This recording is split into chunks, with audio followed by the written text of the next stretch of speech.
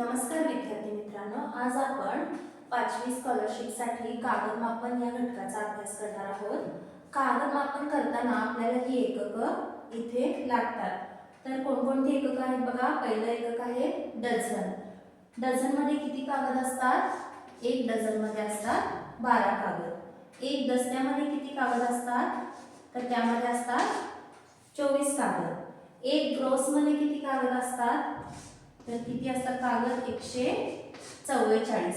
आणि एका रिंग मध्ये असतात 480 कागद. आता या डझनचं रूपांतर आपल्याला अर्धा डझन मध्ये, पाव डझन मध्ये, पाऊण डझन मध्ये कसं करायचं आहे ते आपण पाहूया. एक डझन म्हणजे 12 आहे. अर्धा डझन, अर्ध्यासाठी कोणता अपूर्णांक असतो? 1/2. म्हणून आपण काय करणार आहोत? 1/2 गुणिले 12 करणार आहोत. तर कसं सोडवायचं आहे? 2 ने 12 ला भाग द्यायचा आहे. बे एकी बे, बे सख 12. काय काय राहिलं बघा, इथं 1 आहे. 1 गुणिले 6 येईल 6. म्हणजेच अर्धा डझन कागदांमध्ये किती येणार कागद? 6 कागद येणार आहे. तसंच आता दस्ता आहे. दस्त्यामध्ये एकूण कागद 24 असतात. मग अर्धा दस्ता काढायचा असेल आपल्याला, तर परत आपण काय करणार? अर्धा आहे म्हणून 1/2 ने 24 ला गुणायचं आहे. 2 ने आपण 24 ला भाग देऊया. बे एके बे, इथं सुद्धा बे एके बे आणि बे दोन्ही 4. तर 1 गुणिले 12 किती आलेलं पहा? 12 कागद मिळतील आपल्याला. एका दस्त्यामध्ये 24 कागद असतात, तर अर्ध्या दस्त्यामध्ये 12 कागद असतील. एक ग्रोस मध्ये 144 कागद आहेत. अर्ध्या ग्रोस मध्ये किती येतील? 1/2 गुणिले 144. हे सुद्धा तसंच करायचं आहे. 2 ने 144 ला भाग द्यायचा. कितीचा भाग लागेल बघा? तर बे एकी बे, इथं लागेल बे साती 14 आणि बे दुनी 4. म्हणजे किती? 72 कागद. एक ग्रोस मध्ये 144 कागद आणि अर्ध्या ग्रोस मध्ये 72 कागद आलेले आहेत. आता आपण रिंग कडे वळूया. 480 कागद आहेत एका रिंग मध्ये. अर्ध्या रिंग मध्ये किती येतील? 1/2 गुणिले 480 बरोबर 2 ने भाग द्या. बे एके बे, बे दुनी 4, बे चौक 8 आणि बे शून्य 0. म्हणजे किती? 240 कागद असतील अर्ध्या रिंग मध्ये. आता आपण वळूया पाव भागाकडे. तर एक डझनचा आपल्याला पाव भाग काढायचा आहे. पाव म्हणजे कोणता पूर्णांक आहे? 1/4. म्हणून काय करणार आपण? 1/4 ने आपण डझनला गुणणार, म्हणजेच गुणिले 12. आता इथे 4 ने 12 ला भाग देऊया. 4 एके 4, 4 त्रिक 12. काय उरलं पहा? 1 गुणिले 3 म्हणजेच किती? 3 कागद. तर पाव भागात किती येतील? 3 कागद येतील. आता तसंच दस्ता आहे. दस्त्याचा पाव भाग काढूया. पाव भाग आहे म्हणून आपण किती गुणणार? 1/4 ने. एका दस्त्यामध्ये किती आहेत? 24 कागद आहेत. गुणिले 24 करूया. 4 ने 24 ला भाग द्यायचा आहे. 4 एके 4, 4 सख 24. म्हणजे किती आले? 6 कागद आले.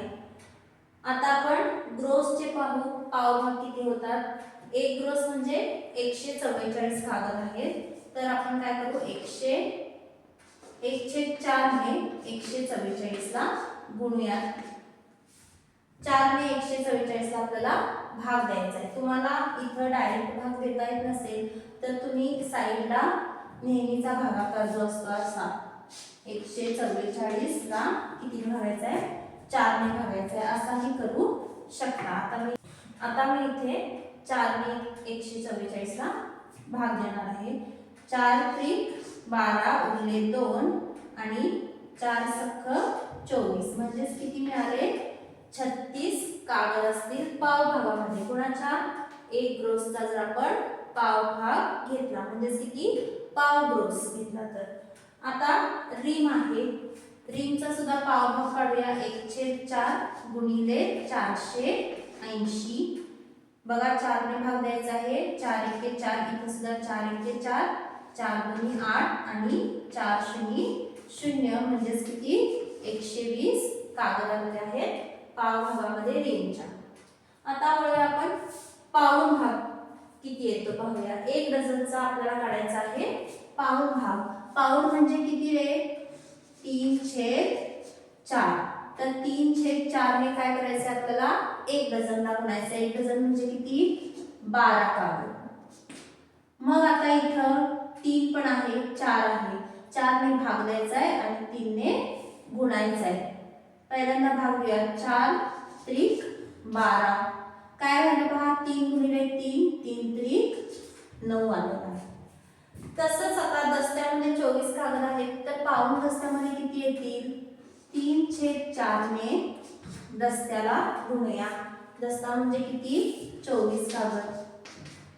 4 ने 24 ला भाग देऊया. 4 एके 4, 4 सख 24. काय राहिलं पहा? 3 गुणिले 6 म्हणजेच किती?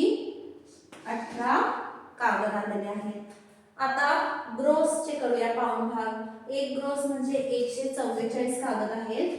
आपल्याला काढायचं आहे पाऊण ग्रोस. पाऊण ग्रोस म्हणून 3/4 ने आपण गुणणार 144 ला. 4 ने भाग देऊया पहिल्यांदा. 4 एके 4, इथं किती? 4 त्रिक 12 उरले 2, 4 सख 24. काय राहिलं पहा? 3 गुणिले 36. याचं उत्तर येईल 3 सम 18, हातचा 1, 3 त्रिक 9 आणि 1 10. म्हणजे पाऊण भागात किती येतात? 108 कागद येतात ग्रोसच्या पाऊण भागात. आता रिम मध्ये आहेत 480 कागद. रिमचा आपण पाऊण भाग काढूया. 3/4 गुणिले 480 करा. 4 ने प्रथम भाग देऊया. 4 एके 4, 4 दोन्ही 8, 4 शून्य 0. काय राहिलं बघा? 3 गुणिले 120 म्हणजेच किती होईल? 360 कागद. तर अशा प्रकारे आपल्याला अर्धा पाव आणि पाऊण भाग काढता येतो. डझन, दस्ता, ग्रोस आणि रिम यांचा. अशा प्रकारे तुम्ही ही घरामध्ये प्रॅक्टिस करून पहा.